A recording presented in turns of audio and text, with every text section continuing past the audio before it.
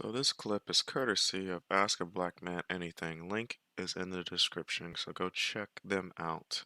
I also got the video linked in the description, so go watch that. Doctor, I have been going to her for that long. And it's Wow. because the system does not, like, they don't teach it in med school. So they don't know. Maybe I should be asking her at 31 if there's something that she would like to do with her fertility. And I think if we reframe it, if we reframe reproductive health and add that as like it's a must, like it's a check off the box. When they say, do you want your HIV test? Do you want your HPV test? Like, they ask you all these questions. They do.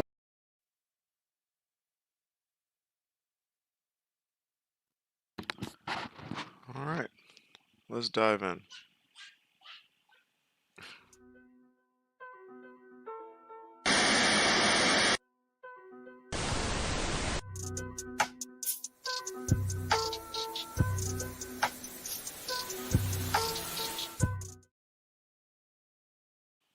Okay, so I am actually going to just go ahead and, before I get to that clip, because it is longer, but that was just the intro, I'm gonna dive into some articles real quick.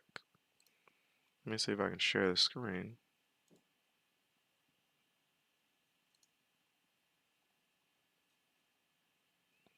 Don't need to share the audio. But I thought this was interesting. LA affairs, empty nest syndrome turned me against my husband. Now this is last year, late last year. It's an 8-minute read. Let's read through it a little bit. When I crafted my first online dating profile post-divorce, I sought a man who wouldn't make me feel invisible, someone who wouldn't take up all the space in the room.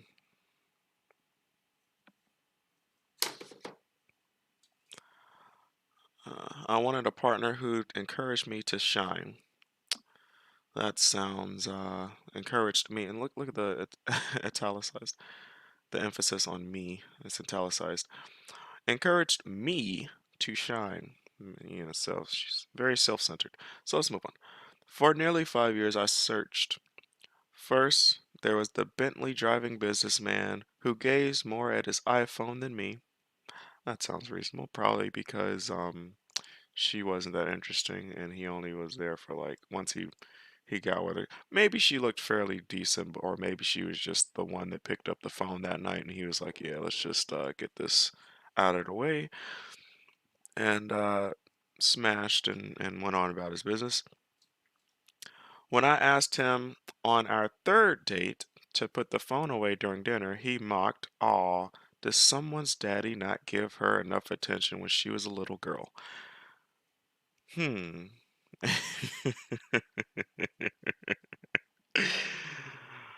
Oh man, I want to meet this guy. This guy sounds like my cup of tea. I might not have made the daddy reference, but I definitely would have been like, well, maybe if you were a little more interesting, I'll put the phone down. But that is a little bit disrespectful. I'm not gonna lie. But maybe she just wasn't interesting. I was done with rich men, men who seemed driven by title and expense account. Okay. I kept searching, dating all kinds, bartender, actors, a teacher or two, and an up and coming entrepreneur who sat his laptop between us on every date. No, no, and definitely not. So she says she's done with rich men, yet she gets with an entrepreneur whom is trying to become a rich man. So, go figure. But doesn't say anything about, the sexual escapades with these people. I'm pretty sure there's some sexual stuff going on too. But so let's just assume 1, 2, 3, 4 added to the body count. Nothing of substance from these.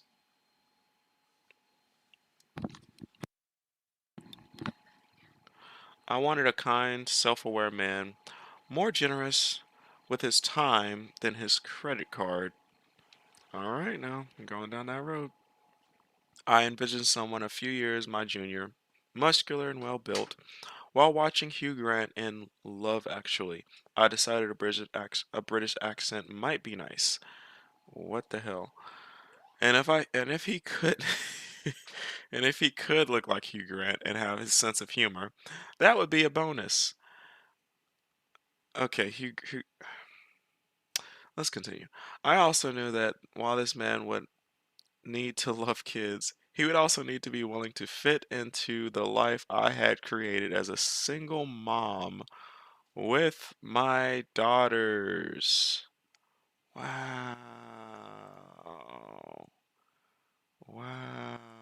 See, so you forgo all the dating and stuff and making and of course she seems like, oh yeah, I dated this guy. I dated the rich guy with the Bentley. Oh, it's not all about the money. No, dude didn't want you from to begin with. He was just trying to smash. Same thing with these guys. I mean, the bartender maybe he was a little more her level, but I'm somewhat familiar with bartenders, and if dude bartenders, they be smashing chicks too. So he's like, yeah, well, most of these guys, once they find maybe the teacher might have been on her level, but most of these guys, once they find out, oh, you're a single mom, yes, that's just smashing past territory. But of course, this doesn't come out until later. So it seems like up until this point, it seems that she has the leverage. She's like, "Oh no, he wasn't my type. Oh no, I didn't want him. Oh, he drove a Bentley, but it's not all about the money. But I'm looking for a guy who fit into my single mother lifestyle. Yeah, you didn't have a shot with the Bentley driver to begin with. So let's not go down that path." 6 months later, it happened. I stumbled over a chair at a personal development seminar and found someone locking eyes with a handsome man reaching his hand out to steady me. He introduced himself, making an awkward moment perfect. Several dates later, the guy I nicknamed the Brit, so he got that British accent, explained that the reason he had so much time to spend with me was that he had been taking a break from high pressure work in the entertainment industry and said that he was searching for a new career. So he was in between jobs. So it's like a high pressure work in the entertainment industry. That's not very specific. Um, doesn't say anything about, income or anything like that. And he had to explain, which is a reason why he had so much time, because, let's just be real. As a man, you should be busy. It is a little bit questionable. I mean, the fact that he had to explain this probably means that she probably did ask why he has so much time to spend on her. Because mind you, women ain't stupid. They know like, okay, if you got all this time to spend with me, what you really got going on in your life? Because women do like want a dude that is busy. Note up here, however, this is why when it comes to finding a spouse today, women it's chaos because note up here she'll say she doesn't want the guy that's all about his money and all that stuff. But at the same time, she says, I do want a guy that has time, but me being me, I know the natural nature of women. She doesn't want a guy that's just about time and not about producing or creating. So, of course, he has to explain why he has so much time because I'm pretty sure she asked, and therefore he told her this. Now, there is a thing where people do where they make their of course she says this. I don't know if he said this to begin with or maybe he did say what he did and maybe it was just like he worked in the behind the camera or something was only making like average money or whatever, but to make him stand out more cuz mind you, some women are smart enough to know that the men that you deal with says a lot about your level. So, see, smart women, what they'll do is every dude they dated was the shit. So of course she's gonna, she talked about dating the Bentley driver and then talking about how she wanted to dabble with guys with money. Because mind you, she didn't say what the dude did. She was just like she let Bentley. For those of you who don't know, Bentley is a car that pretty much lets you know your status. For you to have a Bentley, you have to be a certified millionaire. So she didn't tell you what his job title was. She just told you, yeah, he a Bentley driver. Now it could also be a Bentley Continental, which a 10-year-old Bentley Continental actually can go for around 20, $30,000. So the fact that he drove a Bentley is not, she didn't say new Bentley. I know women don't know much about cars, which is one of the reasons why, like, some of these cars, like the Bentley Continental, like a 2010 Bentley Continental or something like that, uh, it looks fairly new, or it looks, because they do make those cars very well made, but it looks like status, but it only costs like 20, $30,000. Like, you can pick one up, for relatively the price of a brand new Nissan or Toyota, depending on where you get it from, and the level of maintenance required on it, the mileage and whatnot. So, of course, we look at this and we're like, oh, it could have been a rich guy, or it could have been a guy that just knows how to play and stretch his money right. Um, but smart women, what I do know is they know that every guy that they dealt with, it's smart, it's wise to make them seem more than what they really are. So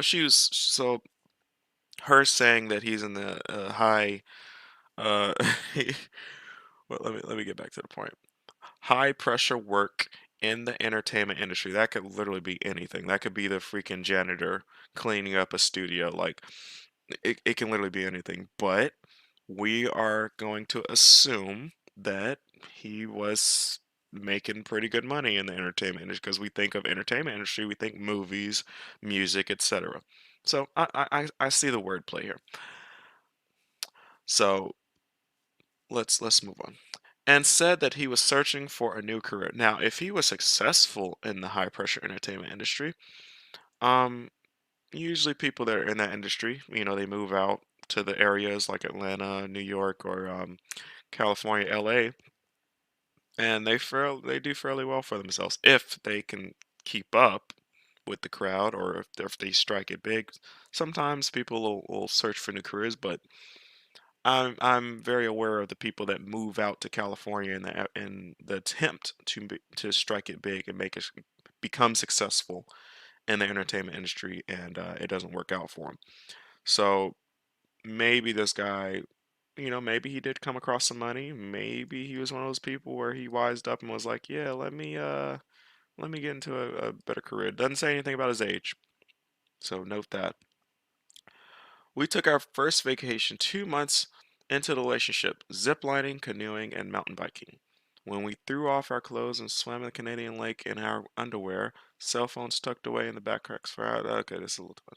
I knew he'd never be the guy to trade time for money. Which, yeah. I knew he'd never be the guy to trade time for money. All right, she's dooming herself. She's pretty much saying, "Hey, I'm not too interested in the money." Well, let's see how this turns out. As the relationship progressed and we went back to the work in entertainment, or he went back to work in entertainment, he took a few of those jobs he hated so much, instead offering to he took on fewer, sorry, he took on fewer of those jobs he hated so much, instead offering to help me with things around the house. Okay, so he looks like he's like he's part house dad. Okay, with the kids, mind you, whoa, whoa, whoa, kids, plural. So, yeah, that means more than one. So she's a more than one baby mama. All right. Hopefully she was married, but it doesn't say anything about being married. Hold on. Empty nest syndrome turned me against my husband. Hold on now. Does it say anything? Okay, when I crafted my first online dating profile. Okay, so she did get divorced. Okay. I'm about to say. I was like, hopefully she was married when she had all them kids. Don't really know. Don't really think she's. Yeah, it doesn't say how many kids she has. I don't. Yeah. So maybe later it'll tell us, but it says kids plural, so it means more than one.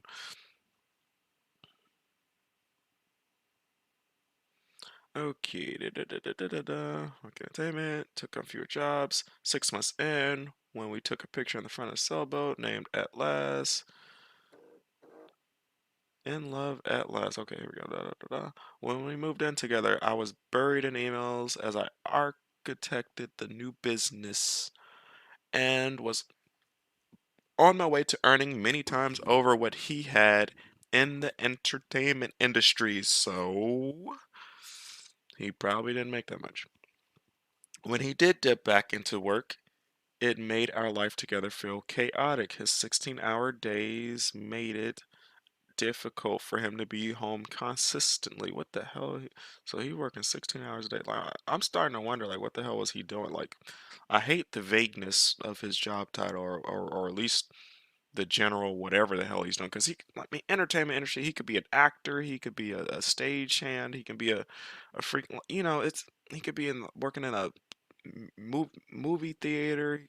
He could be music industry. Like I wish she would be a little more specific, but the vagueness makes it seem like he's more important than what he is. Mind you, the fact that she's making like what is it, multiples more than he is, meaning his earnings aren't up there. So let's continue.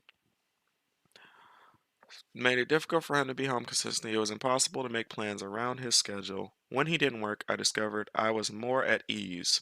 So she wanted him around the house. So she says she didn't mind that he wasn't earning more. However, maybe he felt some type of way. He's like, maybe I should be earning a little bit more because she was making way more than he was. So maybe he was like, I need to be a man and make more. Great. But I'm pretty sure she says it made the time filled together feel chaotic. So that means when he was working, and this is one thing I hate that some of you ladies do. The guy's out here working, and notice how the more he works, the more problems that come at home. Well, those problems are most likely coming from her stink attitude, which is he's working, he gets because nobody wants to come home working a 16-hour days wanting to argue.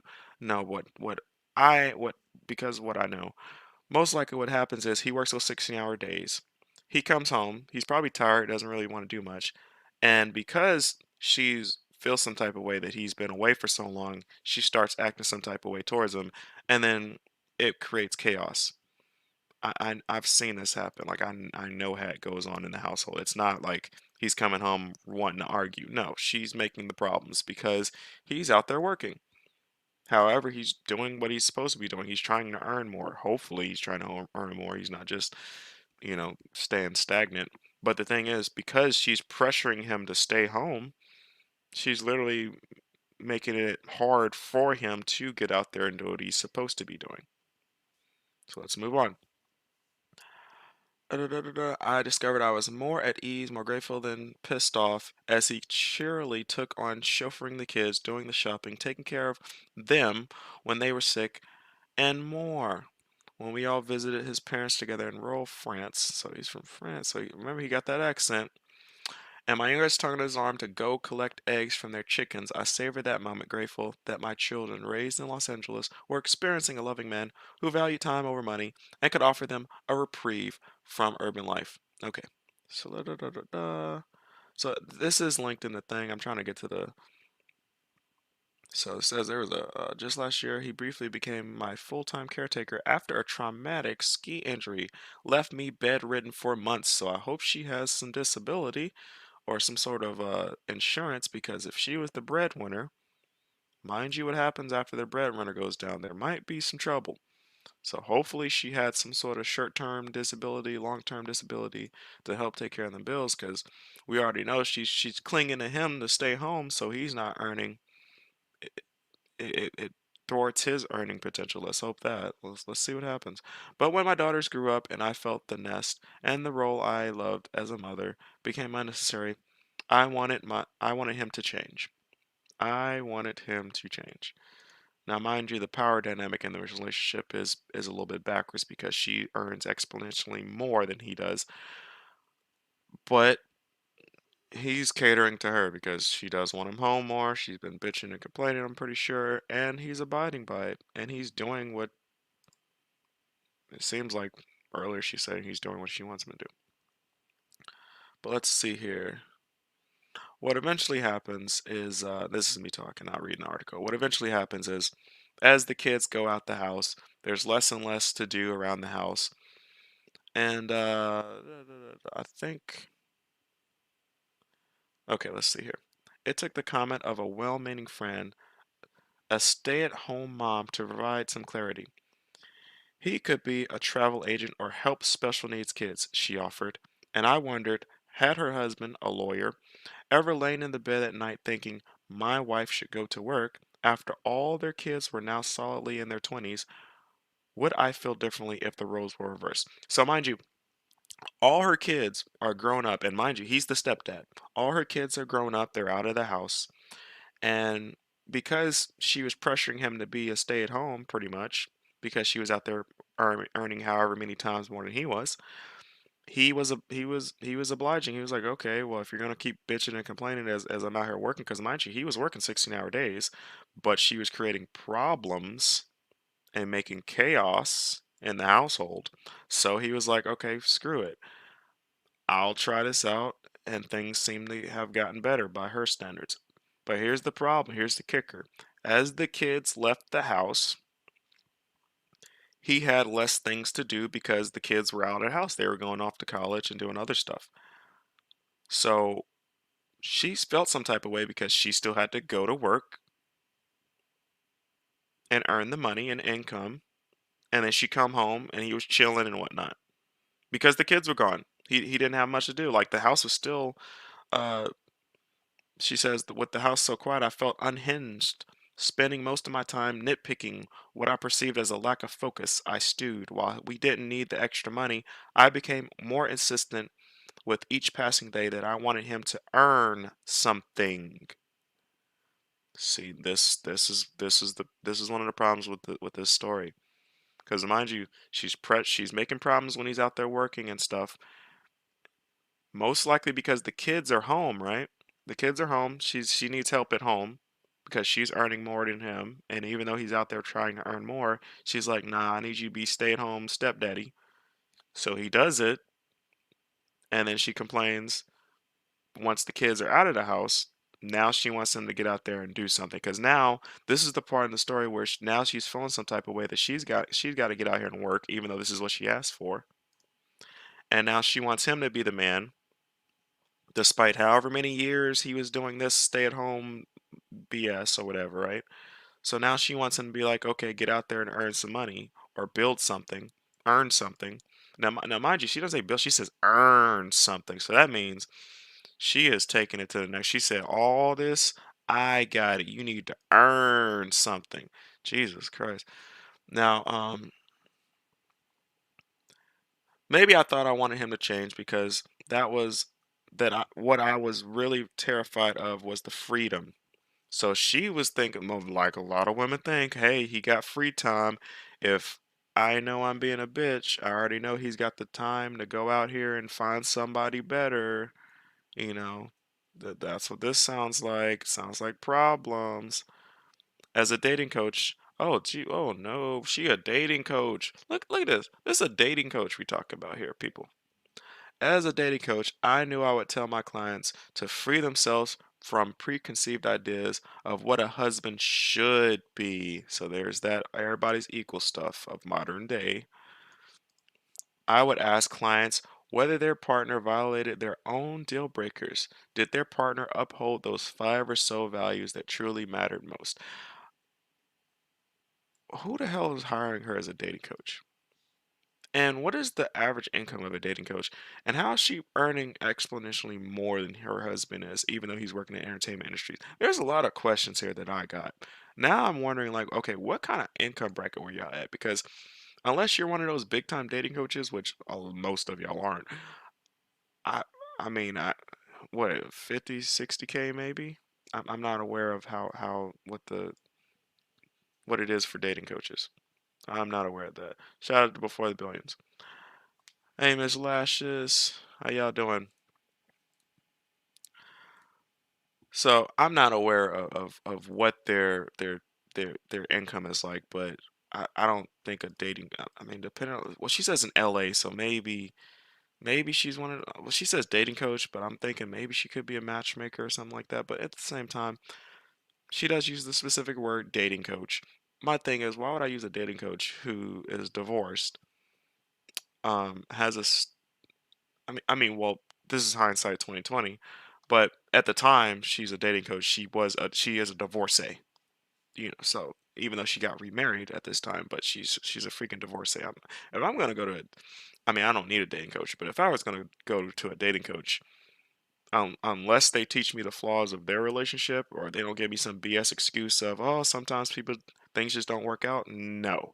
You need to tell me the flaws of your marriage and why you got divorced prior to me even seeking any kind of information or knowledge from you. But yeah, it's I mean, now reading this article, it's like, okay, you're a dating coach and yeah, this ain't this is who people today are going to for advice. So mind you that. My husband easily aced such test. So I wonder what that means. So if he aced the test, is it her that's the problem? Or is it that she thinks that this is ideal, all her little test, and it really isn't because it goes against her very own nature as a woman? Still, one night, I just couldn't help myself. I began bugging him about whether he had researched becoming a paramedic, a career about which he had recently expressed interest. Now this is where now I have heard this where the wife might ask that the husband be around the house, and this is very common for guys. Your wife will ask you to be around the house because, mind you, you can either earn the money or you can have the time, which she describes up here. I'd rather have a husband that has time than money.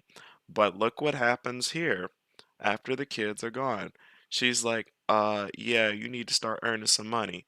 See, this is exactly why I said earlier, this I don't believe she knows what she's getting herself into. This is literally going against human nature, which is the man to provide. She's preventing her husband from being the man of the house, and now she's complaining about it. There might be some buffering, guys. Looks like I'm seeing I don't know what this the little connection symbol. Okay, but this is the thing. So I'm not gonna go too much farther into this. Let me see if I can see. Da, da, da, da, da. You can read this if you want to. I do have this linked in the description because I do have another article before I get into the main thing for this reflex. Uh, so it does eventually, I believe, lead to their divorce. So it says he had been.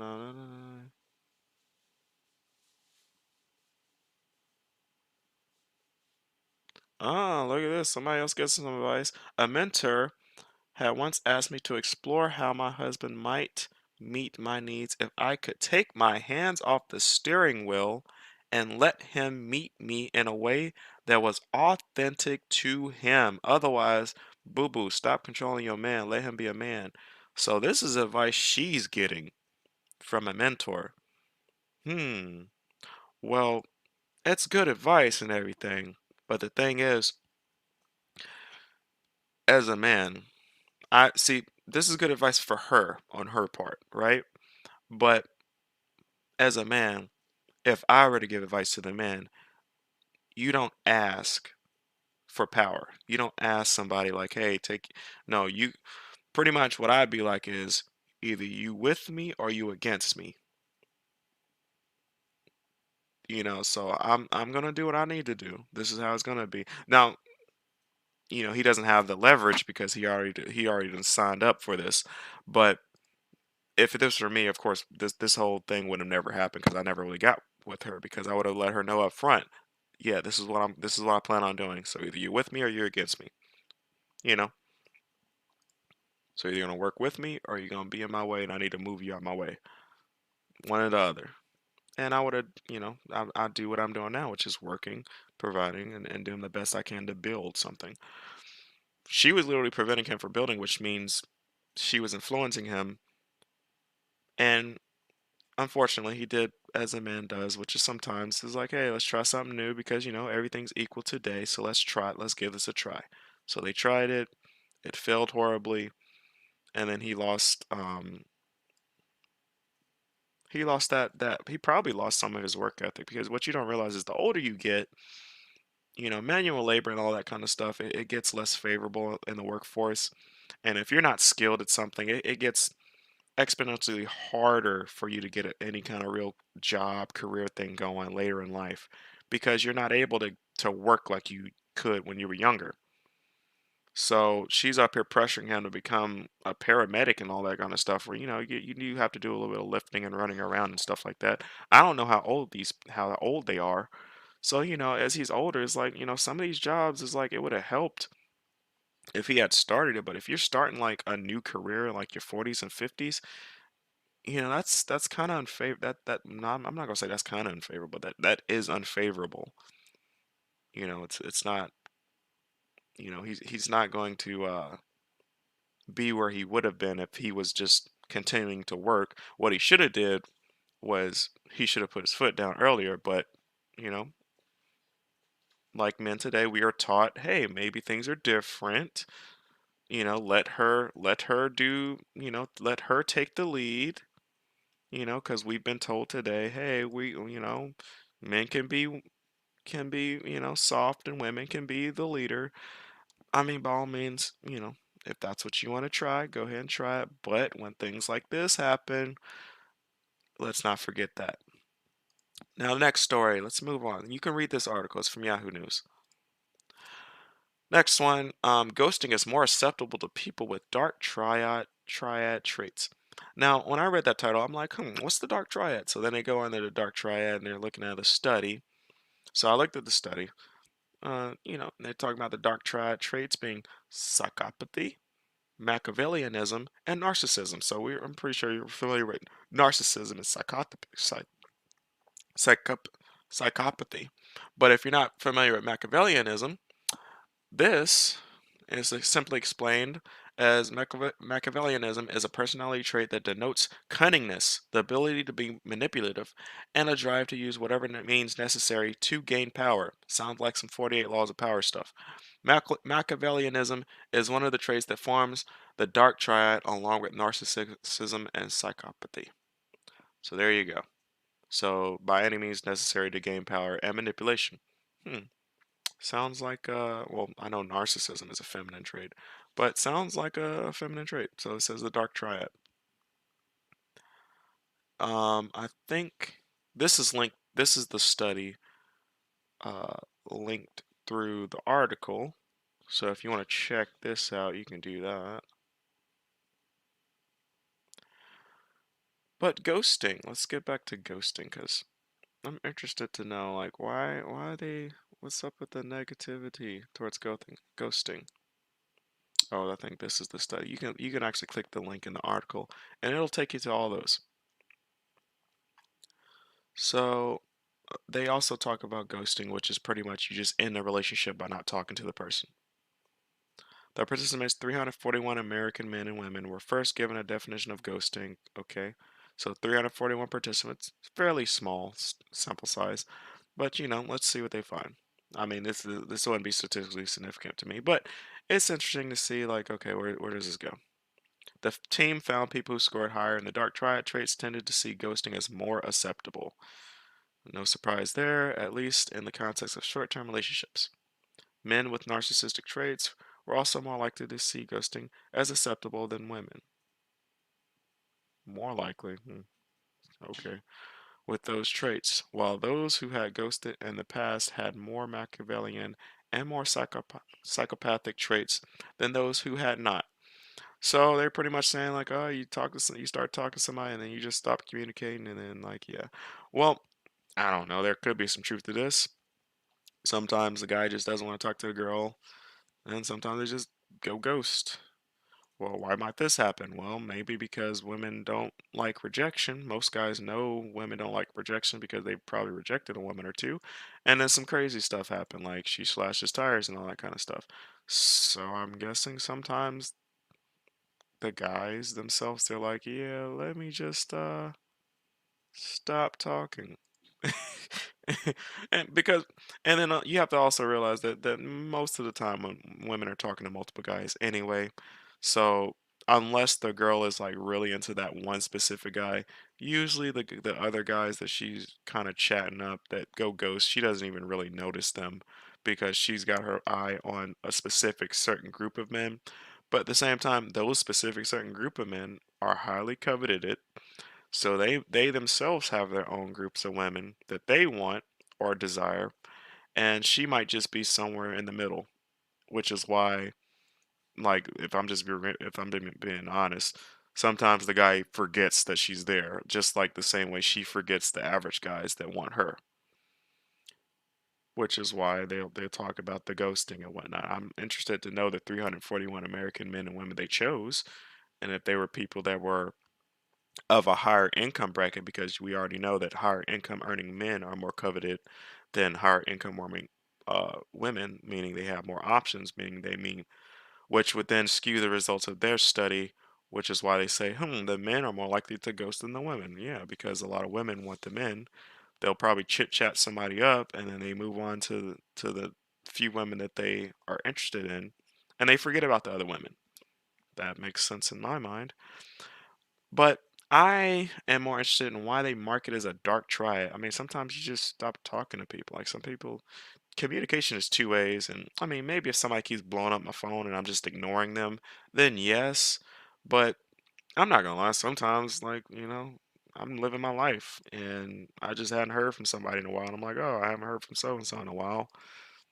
And then I might hit them up, I might get a reply, I might not get a reply. I mean, I know sometimes that happens. And then they might call that ghosting, but if somebody's just constantly hitting me up and then yeah, somebody's constantly hitting me up and I'm willingly ignoring them, then yes, that makes sense.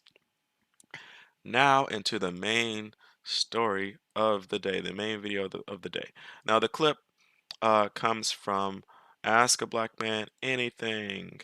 So if you haven't gone check them out, a link to the channel and the video. I'm about to share like a 1 or 2 minute clip. So this is fair use. I haven't asked permission to use this clip, but it is fair use because I do want to break this down and kind of give a bit of perspective on what I think about what is said here.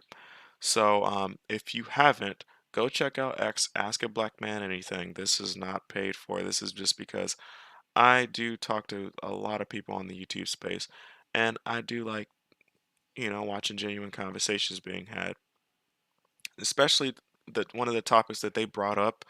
I believe it was like 2, 3 days ago, which was this specifically. They brought someone on. They were talking about freezing eggs. Link to the videos in the description. Go watch the video. But this is just like a 2 minute clip of that. So let me show you these guys. Doctor, I have been going to her for that long. And it's Wow. because the system does not, like, they don't teach it in med school. So they don't know, maybe I should be asking her at 31 if there's something that she would like to do with her fertility. And I think if we reframe it, if we reframe reproductive health and add that as like it's a must, like it's a check off the box when they say, do you want your HIV test? Do you want your HPV test? Like they ask you all these questions. They take all this blood, and just to say a simple AMH, which is your anti-malarial hormone, it tells you how many eggs you have in your reserve. Not the exact count, that's another test, but this tells you like if you have some eggs, if your reserve is low, or if it's high and viable. And that is a test. It's the same blood test that they're taking blood to see if you're diabetic. Like they do all this stuff on your annual exam. So if they would add that one thing, the conversation becomes different. And then women, instead of saying, oh, I have to do my career, and then in 20 years I can chase a relationship, you will be equipped to do both. So you have your career and live your best life. And if childhood, like if you want to have a child, if that's on your to-do That's why list, they don't ask. so if you want to, I'm sorry, go ahead. I know why they don't ask, but I just think they should ask so that you can do both. And we have the option to do both. I would probably at 30, I would have loved to have the option to do both. But I didn't. I think one of the reasons why they didn't ask when you were 31, instead brought the question up when you were 41, is because they expect most people to concentrate on marriages and relationships. And if they would have presented women in their 30s or their 20s with an option of freezing their eggs, then a lot of women would have did that. And that would have just been more reason why women would have lived their best life, quote unquote, or concentrate on their relationships. Exactly. And I don't necessarily think that's a good thing. I don't think that's oh my God, I think that's a great thing because what it does to equip women with more reason why to ignore and not need a man. Nope, it's not ignore. It's just helping you make better decisions because Now, shout out to Shannon Rawls. I'll have to put a link to his channel as well. But I found that interesting. So, pretty much from that exchange, she was pretty much saying, hey, they should actually be promoting freezing your eggs to younger women.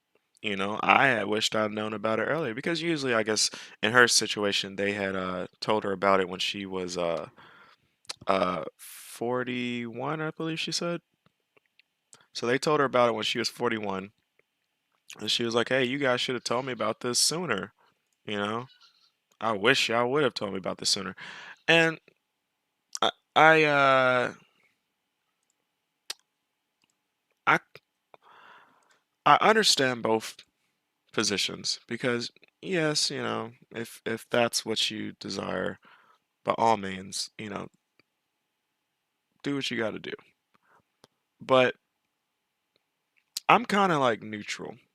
Not neutral, but I mean, I'm not for, you know, I'm not gonna tell my daughter freeze your eggs young because it's unfavorable.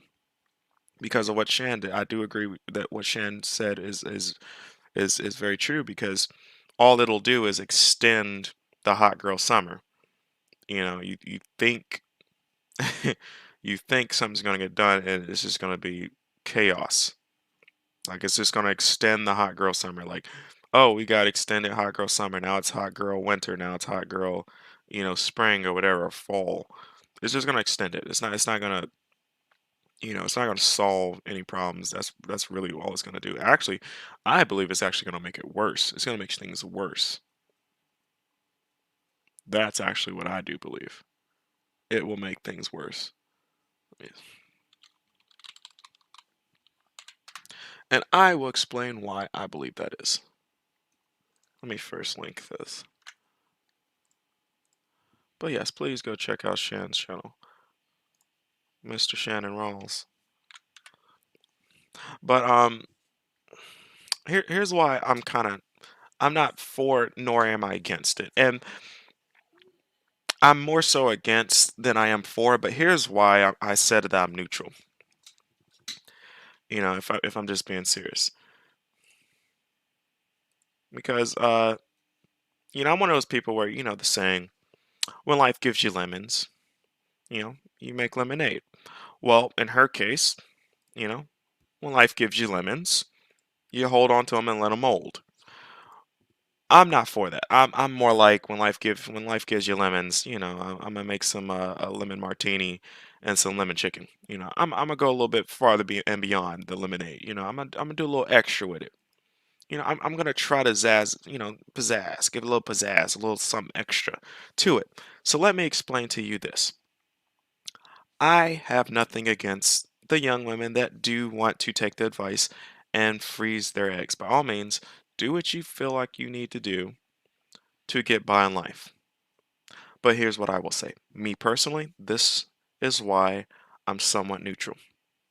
We live in a society that functions off of capitalism, business, right? And in order for you to make money, you don't just create money. You have to take money or get other people to give you money to earn money through your services or your labor or your products, right? So for me, you know, being somewhat of a business person, you know, somewhat of an entrepreneur, I see opportunities, and this is one of them. Same way that the home care industry is about to be booming because of all the retiring baby boomers that are going to need to be staying home. Yes, the medical field, hey, the medical that is about to start booming within the next decade. It's already been booming, but it's really about to start taking off because there was a wave of retirements from the baby boomers because of this whole 2020, you know, situation we got going on here. So yes, medical field is about to be booming. And now raises the questions about this frozen egg thing. Well, I know that these test tube babies, which is what this is going to be, because I already know where this is going. I know these test tube babies. I'm actually interested to see how they turn out. What are the long-term ramifications of frozen egg babies, like these test tube babies? I'm actually, for scientific purposes, that is, I'm actually interested in knowing how they turn out and how they develop. I am interested in that scientifically. I'm a guy of science. I am interested in that regard. However, will they be competing against me and or my offspring? I do not think so because I know that it is unfavorable, at least in my mind, for a woman over 27 to get a decent guy to marry her and have children. Now, if women start freezing their eggs 25, 26, 27 years old, even younger than that, they start freezing their eggs and start going off and saying hot girl summer all the way up until their 40s and 50s. Those 40 and 50-year-old dudes are not, just like what's going on today, those 40, 50-year-old dudes are not trying to date the women that are their peers because they are insufferable. They will only get worse. They will only get more entitled, and they will only wait even longer to marry and try to have kids because usually it's the finances that fuels it. But because she is freezing her eggs at a young age, she is essentially fighting against her own nature to have kids because in her mind she's like, "Hey, I got these frozen eggs. I'll be fine. I can have kids, in my 40s and 50s." Terrible idea. One reason I don't think people know the success rate of this. I think I looked it up and it's like fairly low success rate actually. So you got to freeze multiple eggs, which I think in that show she actually says the number is like 10 grand to freeze the eggs or whatever. Where are they getting that 10 grand from? If I'm just being honest here, most women, especially of that age in their 20s, are broke. Like where are they gonna get 10 grand from? Which is why I said earlier, I am a man of business, people. Follow me, please. I believe that there is a room. If this ever takes off, I believe there is a place for Cryo Egg. This is a startup company that I am looking into, and I believe that there is a place for this. Now follow me. Now, if these women want to freeze their eggs, they're going to need a service to freeze those eggs, right? I mean, it's only it's only right. Somebody needs to do it. And I already know that they're struggling somewhat financially when they're young. So it's unfavorable to them, right? Now follow me. So, same way they go to college and they get those student loans, Cryo Egg will be the company that I create that lends them money to freeze their eggs. And all they got to do is make a monthly payment. I know there's probably some companies out there that already do this, but this will be black owned from your boy. I see an opportunity here. So let us do as she says and market to these young women, hey, get with Cryo Egg and we will freeze your eggs. And you can have your kids later in life. You won't need to be like these 40, 50-year-old women crying yourself to sleep because you know we got your eggs on lock. I Cryo Egg, people, please. Let me add the tier. There we go. Let's add that in there. So don't cry yourself to sleep. Cryo Egg, because you still have options. You still have the possibility to have children. Let's do this. Woo! Cryo Egg, people. Now, my kids will get rich from this. My kids will be enriched. My kids will be great. However, the situation with these Cryo Egg people, they're going to most likely get sperm donors, meaning they'll just go to the sperm bank to fertilize their eggs. They most likely will not be able to get a man like most women in that age group today that are single. They won't be able to get a man to marry them and take care of the kids, which is we know is favorable to the child. So their children are more likely to be degenerates. They're more likely to be single parents, which is the same dynamic, but just imagine older. That's literally the only thing. Not to mention the whatever complications might come about from having test tube babies, because they're pretty much going to take a frozen egg and potentially frozen sperm and then fertilize them. So I'm interested in knowing whatever ramifications come from that for scientific purposes. Now let's just say the baby turns out healthy. Cool.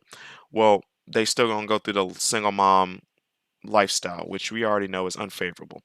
Now, if increase in women do this and they go this route, it will accelerate, it'll briefly pause and decrease the birth rates, of course, but they're already going down because people are waiting till later to have kids. We'll wait till now a whole host of women start waiting till their 40s to have kids because of the cryo egg company.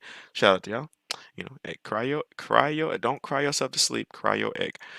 Now, because of those people that might wait even longer, there'll be a dip in the birth rate overall. However, there will also be a new wave of these test tube baby births. They will still be single parents, single mother households. It might also go the opposite, where there might be guys that go and they're able to get frozen eggs and fertilize them as well. So it could go the opposite way too, which, you know, you could have both single parent mothers and men, like literally creating a bunch of test tube babies. That's interesting. That's a possibility. However, because of who it's brought up to, let's just assume, well, I already know it's going to go both ways if this does happen. But those children will most likely not have the same advantages as children with two parents households that are born naturally. Now, I do know that sometimes you can pick certain genes and whatnot. So, if I'm just being honest, most of these women, they're going to once they find that out, they're going to try to get the very best sperm of like prior NBA players trying to get kids that are 7 foot tall and play in the NBA because let's just be real, y'all look for the easy way out. Y'all want y'all kids to be your retirement plan, and the easiest way for that to happen is if they make it to the NBA, which most likely you can't teach big. So if your kid turns out 6'5", there's a good chance he's gonna make it to the NBA if he just played basketball. And yes, you can select certain when you do this fertilization process, you can select genes that you desire. So yes, you can select a gene, you know, specific sperm that has the gene for height. So a lot of these single moms gonna be having a lot of 6'8", 6'9" kids. And actually, I do have a story about that.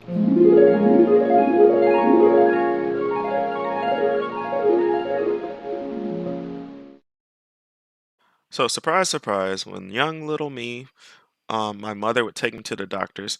You want to know what the doctor proposed to my mother? And she declined. He proposed a series of, I think it was hormones and growth hormones and stuff like that. And he was like, "Hey, your kid can be like 6'9", playing in the NBA." Because you know, when you're a child and going through development, you're still growing, and you can actually increase the size and everything of your child, utilizing those hormones and testosterone and stuff, right? So, mind you, my mother, like the doctor was like, "Hey, if you want me to pump him full of these hormones and stuff, let me know." And my mother declines. Shout out to my mother. Even though if she had taken it, I'd probably be playing in the NBA right now. Just saying.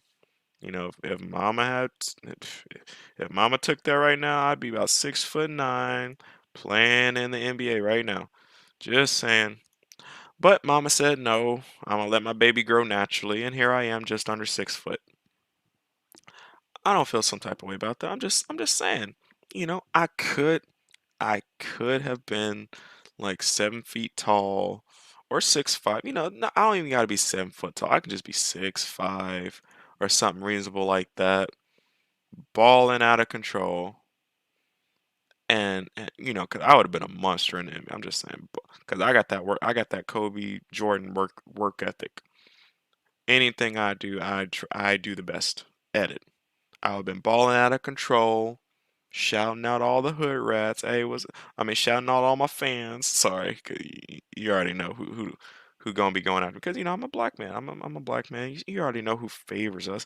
I'm be shouting out all the groupies. Be like, hey, what's up? LaQuisha. Yeah. I like what you got going on there. LaQuisha. Yeah. Yeah, I see you, boo. Hey, let me get out here. I got plans. LaQuisha. Yeah. We got big things to do. Well, I would have been balling out of control.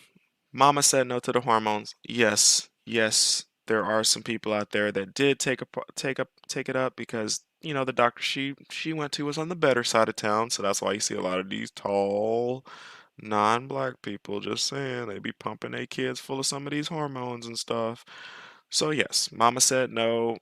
I turned out, even though I'm still above average, I turned out the way I did. Cool. Now back to the topic. Cry your egg. Hey, don't cry yourself to sleep. Cry your egg. Now, I have no problem against the ones that want to do test tube babies, even though it's unfavorable, because I know most people will not be, how can I say it, leaders or the most successful or the top tier echelon, the top 5% or whatever. Most people won't make it, which is why my children need a workforce because they're going to need people. They're going to be in the top 5%. They're going to need people to work for them. And the people that are going to be working for them are people that utilize those services. Hey, don't cry yourself to sleep. Cry your egg.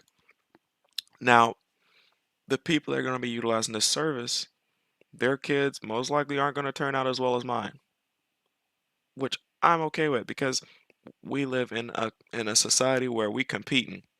We all compete for resources. And knowing that my kids are going to have an advantage, I got nothing bad to say about that. I mean, I'm just saying, I don't have nothing bad to say about that. All I know is my kids need somebody to work for them to help enrich them, because that's really how capitalism works. How you can get rich off the labor of other people. So yes, my kids gonna need somebody to work for them to enrich them and secure our future. So yes, I'm clap, clap, clap. I'm all for it. Do what you got to do because I already know that my kids are going to be standing over your kids, telling them what to do, absolutely dominating them. I got nothing bad to say about that. You know, I mean, go for it. They gonna need somebody to be running they businesses for them. I'm just saying. So that being said, she's right. If ladies want to take that route, by all means, they have the choice to do so. Ain't nobody gonna stop them. All I gotta say is, when it comes to funding, don't cry yourself to sleep, people. Cry your egg. So I'm letting this. You know what? If there's somebody out there who seriously can, if they see the possibilities in this, um, hit me up. There's a potential business, just like the home care industry. It's gonna be booming because these baby boomers. If there is a situation where a lot of these ladies need the funding, because mind you, they broke, they gonna need to finance this. I get it. Don't cry yourself to sleep. Cry your egg, people. If you're interested in cry your egg, please hit me up. Let me know. I'm serious about this. Hey, if there is a potential market for this in the future, let me know. I'm my kids are gonna be eating off of your kids for the rest of their lives, absolutely dominating. So let me know if there's anybody out there who's seriously thinking about this, because they're going to need to finance this. Ain't no young 20-year-old something somethings. They ain't got 10 grand, which at the time, due to inflation, 5, 10 years from now, it's going to be 20 grand. They ain't going to have that kind of money. That's a car. They finance the car, so they gonna need to finance this the don't cry yourself to sleep. Cry your egg. They gonna need to finance freezing their eggs. So I'm telling you right now, I'm just utilizing the business opportunity. It is what it is. And remember, when life gives you lemons, I make martinis and lemon chicken. I'm just saying. So people, please don't cry yourself to sleep. Cry your egg. All right, I'm serious. I have no problem with my kids eating off their kids. Shout out to Ask a Black Man Anything. Shout out to Shannon Rawls. Link is in the chat. Go check out his channel as well. He was on the channel and he was the one you heard in the clip. But that has been a reflex. That's what I think. And not everybody's going to win. Not everybody's going to make it. And that's why, like, hey, we all got choices. I already know my choice. I know my choice would not be for my children to take this path. My choice instead will be for my children to dominate from it. Don't cry yourself to sleep. Cry your egg, people. Have a wonderful Sunday. Enjoy your afternoon. I'm in North Carolina. We just got snow. We just got snow. Don't cry yourself to sleep. Cry your egg. Till next time, people.